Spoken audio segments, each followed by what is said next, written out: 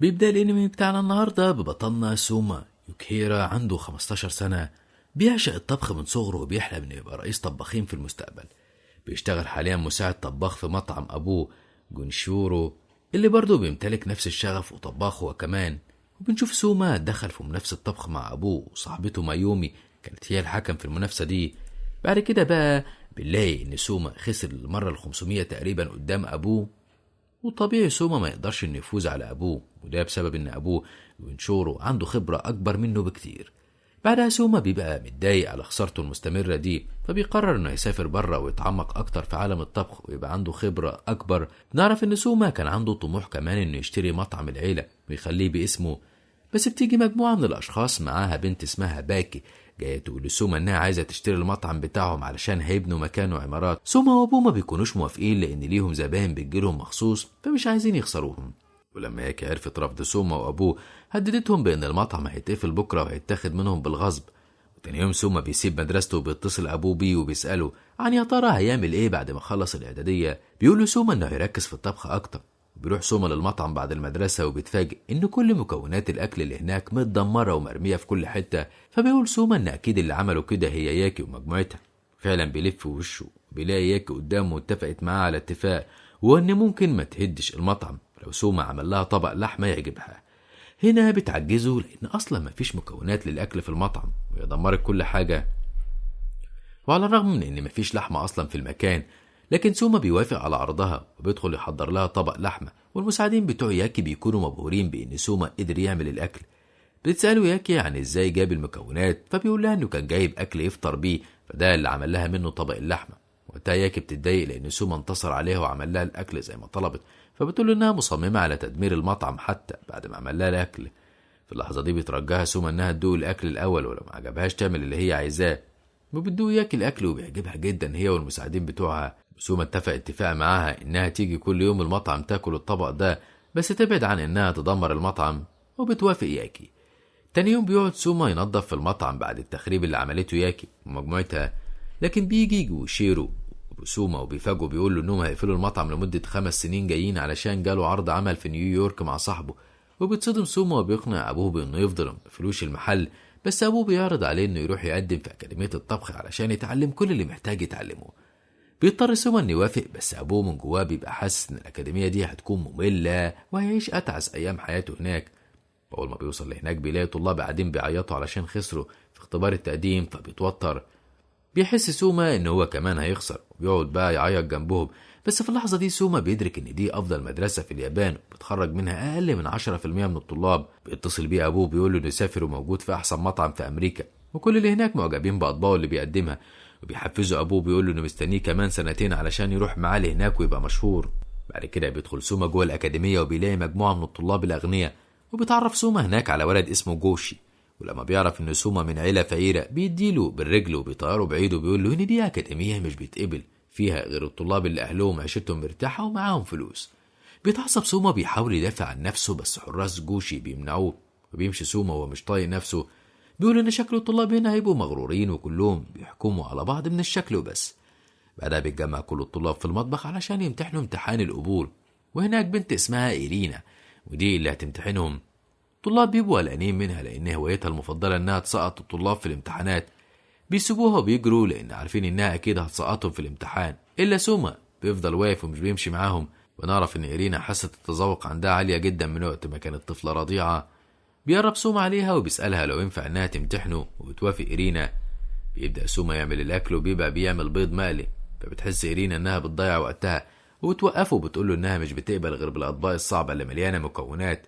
سوما مش بيرد عليها وبيكمل في الأكل وبيضيف مكونات كتيرة بتخلي الطبق شكله رايح. وبتدوق إيرينا وبيعجبها الأكل جدا، بس علشان هي مغرورة مش بتوافق على أي طبق بسهولة. فبتقول لسوما إن الأكل كان مقرف وبتسيبه وبتمشي. بتتصل إيرينا بمدير الأكاديمية وبتقول إن مفيش أي حد نجح في امتحان القبول النهاردة. وتاني يوم بيجي مدير الأكاديمية وبيدوق أكل سوما وبيعجبه جدا. وبيقطع تقرير إيرينا إن سوما متقبلش وبيقول له إن من النهاردة هو فرد من الأكاديمية. ونشوف بنت اسمها ميجومي وهي سابت موطنها وراحت الأكاديمية علشان تتعلم الطبخ. بس قبل ما تمشي بتديها أمها سلسلة فيها سحر الحظ علشان الحظ يلعب معاها وتتقبل في الأكاديمية. ميجومي مش بتنجح في امتحان القبول وبتحس بالإحباط جدا. وبنروح لحفلة ترحيب بالطلاب الجداد. المدير بيتكلم مع الطلاب وبيقول لهم ان 90% من الطلاب بيسقطوا في المدرسة هنا، وبيحسوا كل الطلاب بالقلق والإحباط. بس بعدها المدير بيطمنهم وكمان بيقعد يشجعهم. بيخلي سوما يطلع يقول كلمة للطلاب، وسوما بيفاجئ الكل. ما كانش متوقع ان هيتم قبوله في الأكاديمية. وقتها إيرينا بتبقى مصدومة من ان ازاي سوما اتقبل، وبيوجه سوما كلمة للطلاب وبيقول لهم انهم جبناء علشان هربوا من قدام إيرينا، وان هم كمان كان ممكن على الأقل يحاولوا في الامتحان. وكلام سوما بيضايق الطلاب وبيقعدوا يحدفوا عليه حاجات. بيمشي سوما بس بيلاقي إيرينا مستنياه بتسأله ازاي اتقبل. بيديها ورقة قبوله وزي ما يكون بيغيظها أكتر، وبيقول لها تحاول تحب أكله وبطل تنكر إنه حلو. وبنروح لميجومي اللي بيبقى عندها حماس إنها تثبت نفسها وتعمل كل اللي تقدر عليه علشان تتفوق في الأكاديمية، وتحاول تتجنب سوما وتدخلش معاه في أي تحدي علشان أكيد هتطلع خسرانة. بس لسوء حظها أول مهمة ليها في السنة الدراسية كانت مع سوما، ولازم يجتازوا المهمة دي سوا.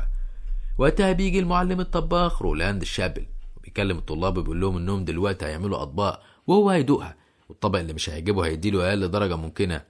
المهمة بتبقى طبق طبخ فرنسي مشهور في وقت قياسي. بيبدأ كل الطلاب في تنفيذ الطبق، وسوما بيخلص جزء كبير من الأكل.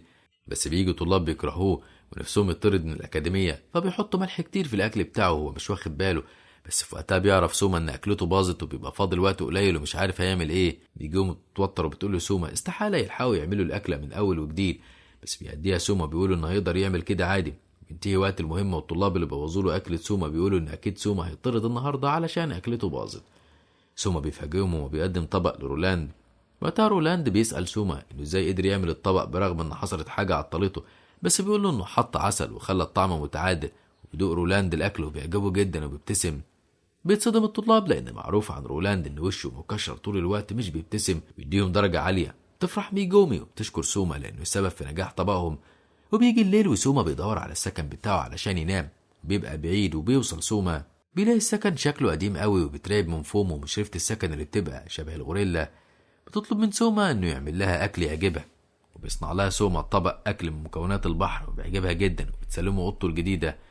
بيدخل سوما ياخد دش وبيقعد يفتكر السنين ال5 اللي فاتوا. وبنشوف الطلاب اللي بوظوا له اكلة سوما قاعدين مع شويه طلاب متجمعين سوا بيخططوا ازاي هيطردوا سوا من الاكاديميه. بنشوف طالب اسمه ساتوشي بيتحدى سوما انه يعمل له طبق يعجبه ويوريه بقى هل هو جامد ولا اي كلام. بيوافق سوما على التحدي وبياكل ساتوشي الطبق وبيبقى منبهر من جماله، خصوصا انه اتعمل في دقايق بس. وبعدها ساتوشي بيبقى عايز يظهر نفسه هو كمان وبيعمل طبق خطير لسوما وبيعجب سوما جدا وبيحس ان بقى فيه منافس حقيقي له في الأكاديمية. وقتها ساتوشي بيتعرف على سوما وبيعرف ان سوما عنده طموح انه يبقى الأول في الأكاديمية. تاني يوم الصبح بنروح لمبارزة ضخمة في الأكاديمية بين إيرينا ومصارع عملاق اسمه جوشي. وبنعرف ان سبب المبارزة دي ان إيرينا بتخطط لتدمير مبنى شان. جوشي مش بتوافق تماما على تدمير المبنى ده لأن المبنى ليه تاريخ أثري، وبتحدى إيرينا إن هي لو فازت عليها هيخليها تهد المبنى براحتها. وبروح لسوما بقى وبيبقى قاعد مع أصحاب ساتوشي. وقتها ساتوشي بيبقى قاعد بيشرح نظام الأكاديمية في حل الخلافات بين الطلاب، وإن الطرفين بيدخلوا في مبارزة طبخ بين بعض واللي بيخسر يقدم للتاني شيء غالي عنده. وقتها إيرينا بتقدر تفوز في المباراة قصاد جوشي، وده معناه ان مبنى شان هيتم تدميره خلاص. بنشوف سوما اللي بيبقى قاعد يفكر في موضوع ان ازاي هيقدر يتفوق على ساتوشي، وده لان ساتوشي من اوائل الأكاديمية. وبنروح لسوما اللي بيبقى بيحاول يروح لجمعية بحثية اسمها داون، وبيقنع ميجومي انها تروح معاه. فعلا بيروحوا سوا وهناك بيقابلوا رئيس الجمعية واسمه كينليشي، وبيلاقوه مكتئب جدا وبيقول لسوما انه يمشي احسن علشان المبنى اللي فيه الجمعية هيتقفل قريب. بيستغرب سوما بيسأل عن السبب. بيعرف بقى ان السبب هي إيرينا اللي استخدمت سلطتها وقللت ميزانية الجمعية، فالجمعية قربت على الإفلاس. وبتيجي إيكومي مساعدة إيرينا وبيقول له سوما انه هيتحداها في مبارزة طبخ. وقتها إيكومي بتتفاجئ وبتقول له ان لو خسر قدامه ده معناه ان إيرينا هتطرده من الأكاديمية كلها. بس سوما مش بيبقى فارق معاه ومصمم على التحدي، وبيطلب منها سوما ان لو فاز عليها في التحدي هتنضم لجمعية داون. وقتها علشان هي مساعدة إيرينا فإيرينا هترجع تساعد الجمعية تاني بما ان إيكومي فيها. رئيس الجمعية كينليشي مش بيبقى مصدق ان سوما هيعرض نفسه للخطر علشان الجمعية، بس بيقول له سوما انه بيحب الجمعية دي ومش عايزها تقفل لأي سبب. وبيبقى فاضل قدام سوما 3 أيام بس على المبارزة مع إيكومي ولازم يتدرب فيهم كويس. بيعرف سوما ان الجمعية ما فيهاش ولا مليم، فبيجري على البنك وبيسحب فلوس ابوه كان حاططها له في حسابه، لكنها برضه مش بتكون كافية للجمعية. بيحس سوما بالإحباط. بيرجع سوما هو وميجومي من الجمعية، وبيلاقي مع ميجومي كتاب. أول ما بيبصله بيجي في باله فكرة جهنمية. وقتها بياخد من ميجومي الكتاب وبيشكرها، وهي واقفة مش فاهمة أي حاجة. بتروح ايكومي تبلغ إيرينا بالمبارزة اللي هتحصل بينها وبين سوما، بتقول لها كمان عن المكونات اللي هتستخدمها في أكلتها، وإنها هي على أتم استعداد للمبارزة. وبتمشي إيكومي، إيرينا بتبقى قاعدة بتقول في نفسها أكيد إيكومي هتفوز وسوما هيطرد من الجمعية. تاني يوم خبر المبارزة بتاع سوما بينتشر في الأكاديمية كلها، وبيجي يوم المبارزة والطلاب المشجعين بيبقوا قاعدين بيستهزئوا بسوما وبيقولوا إنه أكيد هيخسر. وإيرينا بتبقى قاعدة في أوضة خاصة بتتابع المبارزة، وبتبدأ المبارزة وإيكومي بتبقى جايبة بقرة مذبوحة وهتعمل الأكلة من لحمها. أما يا عيني سوما الغلبان جايب حتة لحمة صغيرة في كيس على قد فلوسه. وقتها المتفرجين بيتصدموا بيقعدوا يتريقوا على سوما. بتخلص إيكومي هي وسوما طبقهم وبيقدموه للحكام، وبيدوقوا طبق إيكومي الأول وبياكلوا معلقتين وبيسيبوا الطبق. بيجي دور سوما، وأول ما الحكام بيدوقوا بينبهروا من جمال الطعم، بيفضلوا ياكلوا من غير توقف لحد ما بيخلصوا أطباقهم. على عكس إيكومي تظهر النتيجة وبيفوز سوما بجدارة، وإيرينا بتبقى متضايقة جدا وتطلع نار من ودانها.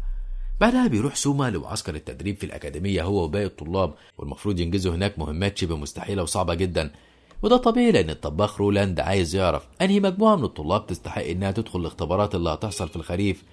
بنرجع تاني لسوما وبون وأخوه بيتحدوه إنه يدخل معاهم مبارزة في الطبخ. الحكم على المبارزة بنت اسمها هاناكو، وبتقول لهم إن اللي هيخسر في المبارزة هينحني قدام الفايز ويقول على نفسه خسران 3 مرات. سوما وقتها بيبقى محتاس لأن ما عندوش أي مكونات، فبياخد ميجومي بيروحوا بسرعة يجيبوا مكونات يشتغلوا بيها. في الوقت ده المبارزة بتكون بدأت أصلا، والطلاب كلهم بيقدموا أطباقهم لهاناكو، بس مش بيعجبها ولا طبق، تطلب منهم يعيدوا الأكلات من الأول. وتاكومي وقتها بيبقى مبسوط قوي علشان سوما اتأخر وبيجيب المكونات، وبيقول إنه أكيد مش هيلحق يخلص الطبق في الوقت المتحدد. وبيلف وشه بيلاقي سوما وميجومي جم وبيبقوا بينهاجوا من الجري. بيبدأ سوما هو وميجومي في عمل الطبق وبيخلصوا وبيدوا الطبق لهاناكو، وأول ما بتبص على الطبق بيعجبها من غير حتى ما تدوق. وبعد ما بتدوق بتقول إن خلاص المبارزة انتهت بتعادل تاكومي وسوما. وبيتضايق تاكومي لأن كان نفسه يفوز على سوما، فبيقول له إنه هيدخلوا في مبارزة تاني في المستقبل وقتها هينتصر عليه. بيرجع سوما لزمايله اللي بيكونوا هما كمان دخلوا في اختبارات ومجهدين ولسه هيريحوا شوية، لكن بيتفاجئوا بالطباخ هيوتشي بيطلب منهم إنهم يتجمعوا. بيروحوا يشوفوا عايز إيه، وبيطلب منهم مهمة جديدة يعملوها، يصنعوا وجبة ستيك لحمة لشوية أعضاء كمال أجسام، وشرط المهمة إنها تتعمل في وقت قياسي. وبتبدأ المهمة والكل بيعمل الوجبات، وسوما بيقدر يخلصهم أول واحد وبيروح علشان يستريح شوية، لكن بيلاقي رينا في وشه. بتقعد رينا تتكلم مع سوما، بتقول له إنه معسكر التدريب اللي هو فيه حاليا متعب جدا، فياريت يمشي من الأكاديمية أحسن. بس سوما بيستفزها كالعادة وبيعصبها. في اللحظة دي بتيجي بنت اسمها أرتو وهي متعصبة وتعبانة من مهمة 50 وجبة. بتتفاجئ بإيرينا وهي قاعدة بتتكلم مع سوما عند الحمام، فبيتوتر سوما وبيدخل ياخد دش سخن، وبيلاقي واحد من كمال الأجسام اسمه جيمي، بيبقى جسمه قد سوما 3 مرات مثلا. فبترعب منه سوما في الأول، بس بعد كده بياخد عليه وبيقعدوا يتكلموا سوا. وقتها سوما بيقعد يفكر مع نفسه، وبيكتشف إن إيرينا خلصت مهمة 50 وجبة أسرع منه، لأنه قابلها بعد ما هو خلص، فده معناه إنها خلصت قبل منه. وجيمي وقتها بيقول لسوما إن كان في إشاعات عن إيرينا، وهي إنها لو فضلت في تفوقها ده وفازت في الآخر هتبقى أعظم طباخة في العالم. في نهاية كلامهم جيمي بيحذر سوما وبيقول له ياخد باله لأن قائد الأكاديمية عميق جدا. وبيخلص سوما الدش وبيطلع يقعد مع زمايله بعد ما خلصوا المهمة، وبتقتلوا نوم كلهم من التعب. بعدها بتقعد ميجومي مع زميلها وبتحكي عن سوما وإنه كان بيساعد في الأكل من أول يوم انضمت فيه للأكاديمية، ولولا كان زمانها مطرودة من الأكاديمية من بدري. بيجي اليوم التاني في المعسكر التدريبي، وبيجي طباخ اسمه كوجيرو وبيأمرهم بمهمة جديدة، هي إنهم يطبخوا خضار بس من غير لحوم أو أي حاجة. وبتوتروا الطلاب وبيحسوا إن هيخسروا لأن مفيش حد بيفوز في مهمات الطباخ ده. وبتبدأ المهمة والكل بيجري بيجمعوا المكونات. ميجومي بتبقى تايهة وسط الهجوم ده، بس بتعرف إن مش كل حاجة هتعتمد فيها على سوما ولازم تعتمد على نفسها شوية. وبيخلص سوما المهمة، وبيلاحظ إن ميجومي قاعدة محتاسة يا عيني مش عارفة تخلص. بعدها بشوية بتخلص وبتقدم طبقها لكوجيرو، وأول ما بيدوق بيقول لها إنها هتطرد من المعسكر. فبتتصدم ميجومي وبتسأله عن السبب، بيقول لها إن الطبق المكونات اللي فيه مش متناسقة مع بعضها. وسوما وقتها بيتدخل وبيقول لكوجيرو إن ده مش عدل، لأن المسؤولية عليه، هو اللي اختار طبق مستحيل يتعمل بسهولة أصلا. بس وقتها كوجيرو البجح بيقول إنه لخبط مكونات ميجومي وهو قاصد علشان كان عايز يقلل عدد الطلاب اللي ممكن ينجحوا في المهمة. بيتدخل سوما تاني في الكلام، بس كوجيرو بيوقفه ومش بيبقى عايز يسمع أي كلمة تاني منه، وبيهدده إنه لو فتح بقه تاني هيطرده مع ميجومي. وبتعصب سوما، بس بتهديه ميجومي وبتقوله إنها مش زعلانة على قرار طردها من الأكاديمية، بس سوما بيلاحظ دموع في عيونها. في اللحظة دي بيبقى عايز يعمل أي حاجة علشان ما يخليش ميجومي تضطرب، وبيطلب سوما من كوجيرو إنه يدخلوا مبارزة طبخ سوا، ولو سوما فاز عليه هيخليه يتراجع في قرار إنه يطرد ميجومي. بيرفض كوجيرو بس بيتدخل جيمي وبيضغط عليه علشان يوافق، فبيضطر يوافق. بيشترط على سوما إن ميجومي تبقى هي اللي عاملة أغلب الأكلة دي، ولو خسروا هيطرد سوما هو كمان. وبتبدأ المبارزة وكوجيرو بيصنع الأكلة وبيقدم طبقه للحكام. بعد شوية ميجومي بتقدم الطبق اللي سوما ساعدها فيه للحكام، وبيدوق الحكام وبيعجبهم طبقها جدا، لكن بتظهر النتيجة وللأسف بتخسر ميجومي. ويقول لها كوجيرو إن دي كانت حاجة متوقعة. بيسيبهم كوجيرو وبيمشي، لكن جيمي بيوقفه وبيطلب منه إنه يدوق طبق ميجومي وبيعجبه طبقها. وقتها باقي الحكام بيدوقوا الطبق للمرة التانية. تنتهي المبارزة بالتعادل بين ميجومي وكوجيرو، وبتفرح ميجومي إن هي كده أنقذت نفسها هي وسوما من الطرد. في اليوم الثالث من المعسكر التدريبي بيبقى في مهمة لسوما وزمايله، ويصنعوا وجبة فطار جديد تتناسب مع ناس أغنياء. المكون الأساسي في المهمة دي هو البيض، واللي بيبدأ علشان يحضر أطباقه. لكن إيرينا بتبقى متضايقة جدا وخايفة من تقدم سوما المستمر، بتخاف منه إنه يتفوق عليها. بيخلصوا الطلاب الوجبات وبتطلب منهم يقدموا الأكل للناس ويقنعوهم إن ياكلوا 200 وجبة في خلال ساعتين. بيبدأوا الناس ياكلوا في الوجبات، وبتفاجئ سوما إن فاضل 30 دقيقة والساعتين يخلصوا وما تاكلش غير 10 أطباق بس من 200 بتوعه. فبيحزن جدا وبيعرف إن خلاص كده هيخسر، لكن بيفتكر كلام أبوه التحفيزي ليه وبيقرر إنه يصنع وجبة جديدة بسرعة ويقدمها للناس يمكن تعجبهم وياكلوها كلها. وفعلا بيقدر يفوز وبيخلص 200 طبق. وبنروح لجوشيرو أبو سوما اللي بنعرف إنه خلص سفره ورجع اليابان. وبنرجع تاني لمعسكر التدريب، وبيبدأ البرنامج الأخير للمعسكر، وجيمي بيأمر الطلاب إنهم ياكلوا وجبات شهية معمولة من الخريجين المحترفين كمكافأة ليهم عن كل المهمات الصعبة اللي فاتت. وبيجي يوم انتهاء المعسكر، وأثناء ما سوما ماشي من هناك بينسى حاجة من السكن وبيرجع يجيبها. ولما بيجي مش بيلاقي العربية اللي فيها الطلاب وبيكونوا مشوا وسابوه، لكن بيتفاجئ إن إيرينا هي الوحيدة اللي موجودة، فبيركب معاها في عربيتها الخاصة. بيسألها سوما هي ليه اتأخرت كده، بتقول إنها رجعت للسكن علشان تجيب دفتر اليوميات بتاعها. وبنعرف إن إيرينا كانت من معجبين جوشيرو أبو سوما، ومعاها صورة معاه لما كانت صغيرة. بنشوف جوشيرو رجع لمكان إقامة سوما، ولما سوما بيرجع من السفر بيتفاجئ بأبوه. بس الصدمة الحقيقية لسوما لما بيعرف إن أبوه كان بيدرس في الأكاديمية زمان، ورتبته هي التانية على الأكاديمية، الرتبة الأولى فكانت لصاحبه جين وهو رئيس الطباخين. وبيقعد سوما مع أبوه، بيقترح أبوه عليه إن يدخلوا تحدي سوا بعد ما سوما بقى متفوق في الطبخ ويعملوا وجبة الفطار. بيوافق سوما، بيبدأ يستعد وبيحضر المكونات، ومش شايف بيبقى في أي توتر بين سوما وأبوه، وده لأن سوما بيدخل تحديات مع أبوه من وهو عنده 6 سنين وبيحضروا الأطباق بكل حماس. ونعرف إن جوشيرو من إحدى كبار الطباخين في الأكاديمية، ولما سوما متعود إنه يدخل تحديات معاه، فإزاي بقى ممكن يخاف من تحدي مع مجرد طلاب في الأكاديمية؟ وفومو هي اللي بتبقى الحكم في التحدي ده. وبيخلص جوشيرو طبقه وبيقعد يشرح لسوما إزاي عمله، وبيقدم لسوما درس بشكل مباشر. وبيجي يوم سفر جوشيرو وبيبعت رسالة لسوما وهي إنه يرجع يفتح المطعم تاني ويرجع للبيت في فترة الأجازة دي. بيروح لمطعم عيلة سوما، ومايومي صاحبة سوما بتبقى واقفة قدام المطعم بتفكر في سوما وزي ما تكون كده معجبة بيه. في اللحظة دي بيجي سوما وبيفتح المطعم وبيفاجئها. بيتجمع حوالين سوما كل زباين المطعم اللي من المنطقة عنده، وبيترجوه إنه يرجع يفتح المطعم تاني. بيوافق سوما، بيقدم لهم أكلات لذيذة. بعدها بيلاقي سوما إن الحي ما بقاش فيه ناس كتيرة زي الأول. بيروح لرئيس الحي تومي وبيسأله عن السبب، بيقول له إن في معرض كبير اتفتح وكل الزباين بقت موجودة هناك. ده سوما بيفكر في كل اللي يقدر يعمله علشان يرجع الزباين، فبيتصل بإيكومي وبيطلب منها إنها تساعده في الموضوع ده، وبتوافق في لحظتها. تاني يوم بتيجي إيكومي وبتروح مع سوما للمعرض وبتدوق أكلهم وبتعرف أسرار الأكل وإيه سبب حب الزباين للأكل ده. بتقول لسوما على كل الأسرار اللي عرفتها، ويقدر سوما يصنع نفس الأطباق اللي بتتقدم في المعرض وبجودة أحسن كمان. لكن برغم المحاولة بيفشلوا في موضوع إن الأكل يبقى نفس طعم أكل المعرض. بس وقتها مايومي بتقول إن الفترة دي في مدارس وجامعات شغالة، فممكن يستغل الحوار ده. وبيقعد سوما يفكر وبيجهز لخطة يقدر يرجع بيها الزباين الحي.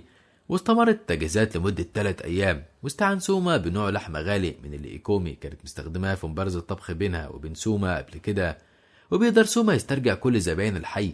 ونشوف مديرة المعرض واقفة بره علشان تجذب الزباين، لكن بتلاقي مفيش حد بيدخل المطعم أصلا. بيفضل الحال كده كام يوم، وبعدها المديرة بتسأل المساعدة بتاعتها عن المبيعات اللي حققوها في الكام يوم دول. بتتفاجئ مديرة المعرض إن المبيعات قلت بنسبة 20%. فبتتعصب المديرة، بتقرر إنها تعمل جولة كده في الحي وتشوف مين اللي واخد الزبائن منها. وأول ما بتوصل الحي بتلاقيه مليان ناس، وبتستغرب لأن الحي كان فاضي جدا شبه مدينة الأشباح. بتعرف إن سوما وأصحابه هم السبب في الزيادة دي، ولما بتروح تتخانق مع سوما بيديها الأكل اللي جذب الزبائن وبيخليها تدوقه. وأول ما بتاخد قطمة بتنبهر بجمال الطعم وتخلص الأكل بسرعة. بعد فترة بتكون الأجازة خلصت وسوما لازم يرجع تاني للأكاديمية، فبيطلب من مايومي اللي بقت مساعدة رئيس مجلس الإدارة في المطعم ويقول لها تحافظ على المطعم وتفضل مستمرة في فتح المطعم على طول، وكمان مش بعد ما بذلوا كل المجهود ده علشان يرجعوا الزباين يقفلوا تاني والزباين تطير. بس مايومي وقتها بتتوتر وبتحس ان دي مسؤولية كبيرة عليها، لكن بيقول لها سوما ان هي اكتر شخص ممكن يعتمد عليه، فبتوافق مايومي.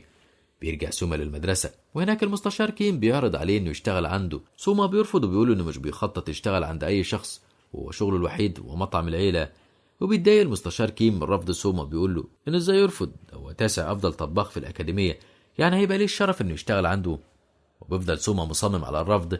والمشتركين في الاختبار هم 60 طالب بيتقسموا على مجموعتين، وبيتم الكشف ان اول اكله هتتعمل في الاختبار هي اطباق الكاري، ودي حاجه ولا سوما ولا ميجومي يعرفوا حاجه عنها اصلا. فبيجي لسوما فكره انه يروح لجون، ودي كانت من طلاب الاكاديميه وكمان كانت على معرفه بابو سوما زمان.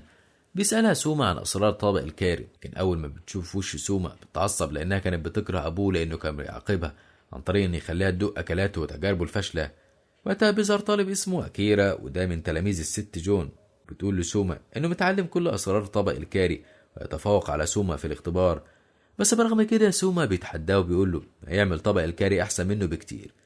بيبدأ الكل يستعد للاختبار وبيبقوا متوترين جدا، واللي بيقرأ في الكتب عن الكاري واللي بيكتب ملاحظات، والجو بيبقى مليان بالقلق. وده طبيعي لأن الاختبار فعلا هيبقى صعب، مش أي حد بيعرف يعمل طبق الكاري. بنعرف إن في الأجازة الكل كان مسافر لأهله ورجعوا كلهم وقت بدء الاختبارات. وبيجي يوم الاختبار وقبل ما يبدأ بيجمع مدير الأكاديمية الطلاب علشان ينصحهم.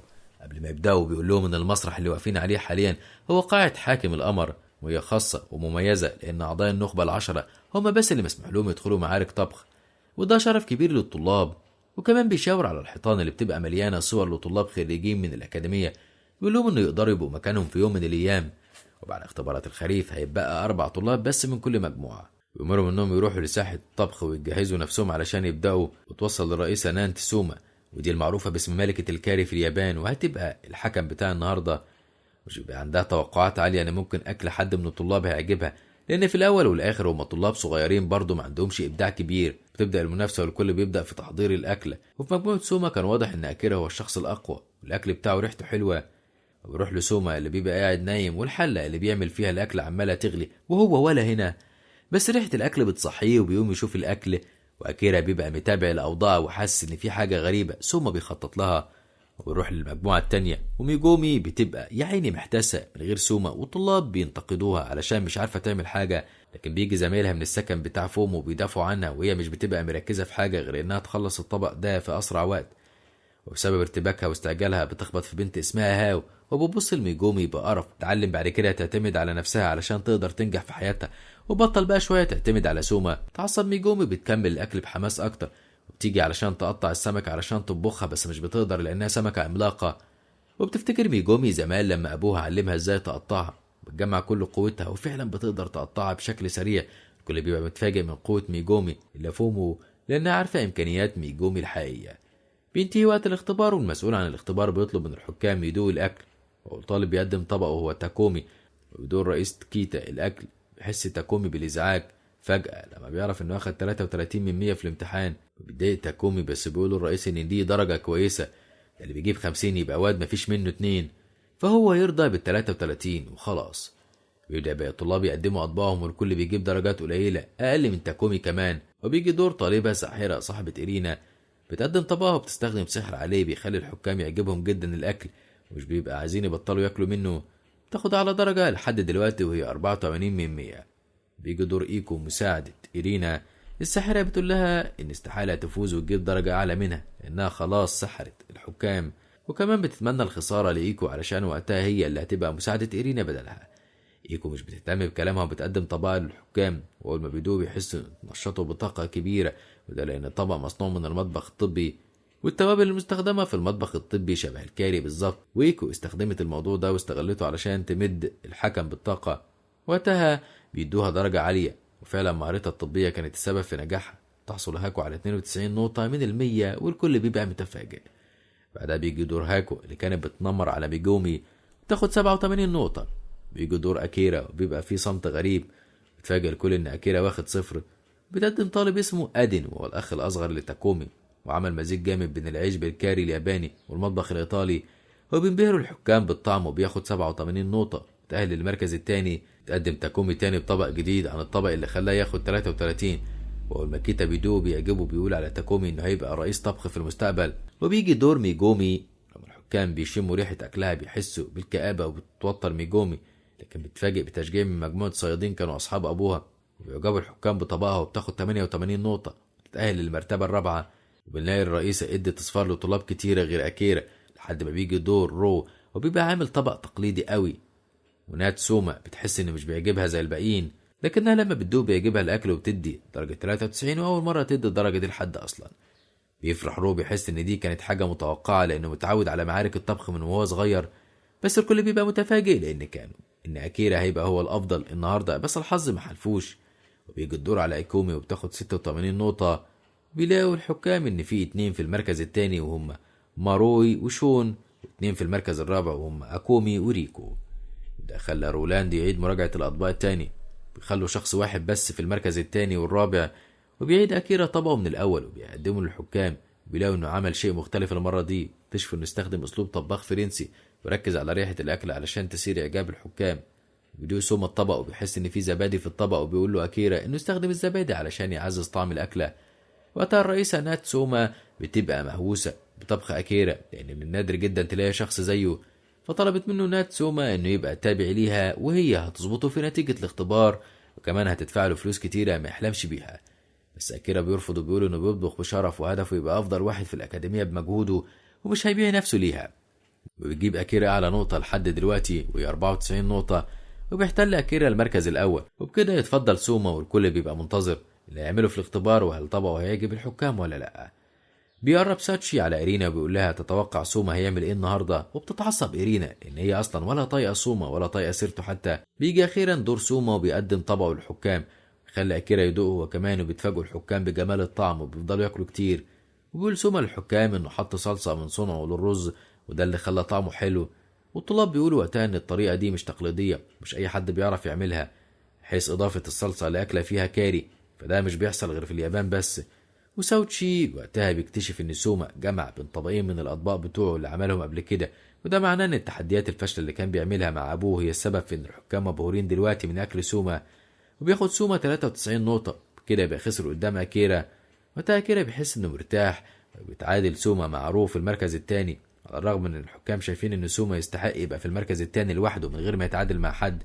فعلا بيفوز سوما بالمركز الثاني واكيرا بالمركز الاول. بيتجمع بعدها سوما ومجموعته بيحتفلوا بفوز سوما، برغم ان الاغلب فرحان بس بيبقى اغلبهم برضه حاسس بالاحباط بسبب الخساره في الاختبار. ومساعدين ايرينا بيطلبوا منها انها تحتفل بيهم بس بتكون مشغوله، فبتهنيهم وخلاص على وصولهم للبطوله الرئيسيه. وبنعرف ان ايرينا كان نفسها تدوق طبق سوما بس بتفول لنفسها وبتقول انها بتكرهه والاكل بتاعه يوجع البطن.